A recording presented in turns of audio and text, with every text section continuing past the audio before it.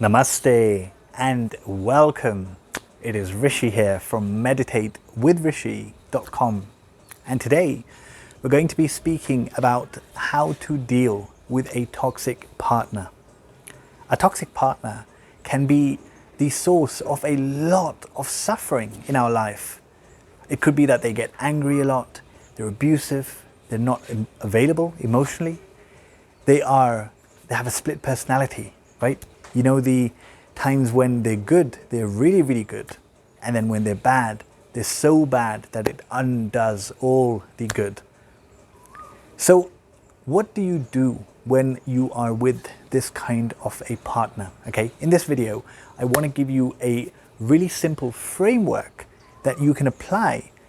And the point of this framework ultimately is to give you clear thinking, because where there is clear thinking, there is happiness, essentially. Okay, so let's get into it. Now, before I give you the framework, there's one thing that you need to know. You need to know this in your heart of hearts, and that is that you cannot change anybody. You cannot make anybody change against their will. You cannot make them change with your anger, with your frustration, and definitely not with your logic.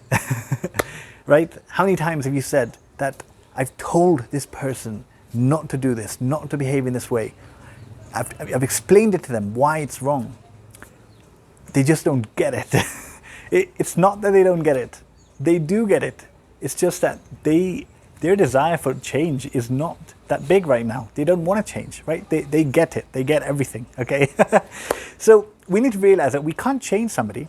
Yes, we can inspire them. We can inspire them with our energy.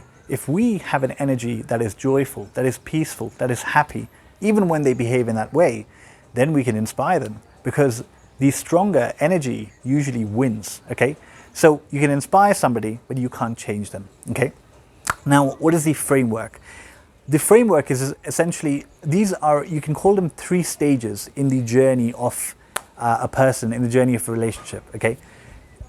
You need to assess where you are, okay, what you need to do in these 3 points that I'm going to tell you. Point number 2 is a really strong one. If you are at point number 2 and you do what I'm telling you, it will change things drastically, okay? So what are these 3 points? The first point is love, okay? If somebody is behaving in a toxic way, the first approach you want to take is just to give them love, a ton of love, unconditional love. And what I mean by this love is that however you do it, this person, your partner, needs to know and feel in their heart of hearts, in every cell of their body, that you love them unconditionally. As human beings, we are hungry for love. And if we know, not just someone telling us, if we truly feel that somebody loves us unconditionally, it is a huge motivator for us to be a better person, a huge motivator, okay? So part of that love is also being an ideal partner yourself. Are you being the partner that you would want, right? We need to ask ourselves this as well. So step number 1 is love. Now, in the event that you've tried love, and hand on heart, you've tried love so much and it's not working, okay? Then we come to point 2. And point number 2 is trying understanding, okay? Because some people, their suffering is so deep-rooted that just that love will not change them. We need to understand them at a very deep level. What I mean by this is when people act in a toxic way, they're not doing that because they want to. They're not doing that to spite you. They're doing that because they are suffering inside. They have some kind of guilt, some kind of anger, some kind of shame, some kind of insecurity within them that is making them act in this way. An example of this is, let's say that your partner is not successful, or they're not making enough money, and they have, deep down they have an insecurity about this. To make up for this feeling of lack, they will act in a toxic way. They could get very angry, they'll try and control you, right? And often what we do is we push them on this insecurity. We push them on this insecurity, and this makes the problem worse. Instead, the approach that we want to take is we want to make them feel that we accept them in spite of this thing that they feel they lack, you know? Because who's perfect? No one's perfect. We're all a work in progress. And just making them know that you understand them. You understand that they may have an insecurity about this and that you are totally fine with it. Because you know that they're working to become better, if they are, okay? This is huge. This is huge. If you can, you know, with skillfulness, if you can, instead of pushing them on the insecurity, if you can make them know that you accept them as they are, as the work in progress they are, and they really know this, this is disarming. This is so disarming. This will inspire them to be a better person. It will inspire them to be a better person, okay? And if you now do this, or you've done this, you know, again, hand on heart, like you've really tried, and it's just not having the impact you desire, then the next step is distance. Point number 3 is distance.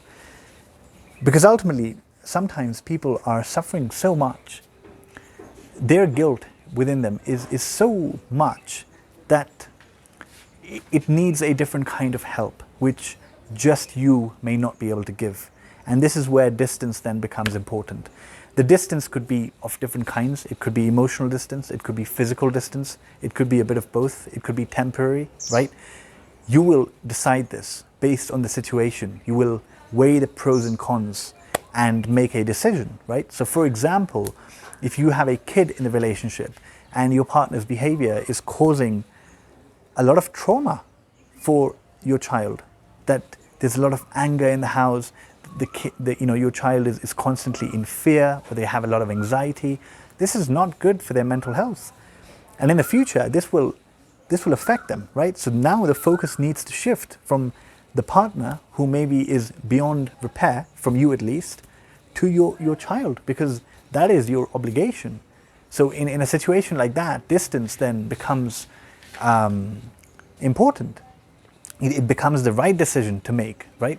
So ultimately, what you want to do is to try your best, okay? And you want to make the decision in the end that is for the greater good. And you'll only be able to make that decision once you are sure that you have done everything that was in your power. You have tried, number 1, to give them unconditional love. You have tried, number 2, to be extremely understanding. This is not easy, by the way, but if we want to be with this person, then we should be willing to put in the work, right? That understanding is so important. You know, people just want to be understood and accepted, essentially. If you can do this, there's a good chance that everything can be salvaged, okay? And if you've tried that wholeheartedly and it's not working, then distance may be a good option, especially if it is an environment which is not peaceful, which is harming your mental health or the mental health of those around you, okay? So this is kind of a really simple framework that you can use to see where you are and to see also what you need to do. You know, what should you do, essentially? Where should you focus? Where should you try to improve yourself and get to the point where you feel like, you know what, I've done it. I've done as much as I could, and hey, I saved it. I saved it through my efforts. Or maybe this is beyond repair, right? So our job, ultimately, I'll just end with this. Our job is to try our best, definitely, because we should try to make things work as much as possible. At the same time, if something seems like it is beyond repair, then it is also, you know, the correct thing to do is to take care of your mental health and the mental health of those around you. So based on that, you weigh out the pros and cons and make a decision, okay? So I really hope that this helps. If you have questions, put them in the comments below. And if you want to speak to me, if you want to have a heart-to-heart, just clear your mind, get a different opinion, or just be heard, just be listened to, then you have the option to speak with me as well. You can book a call using the link below, okay? That is it for today. Thank you very much for listening. Namaste.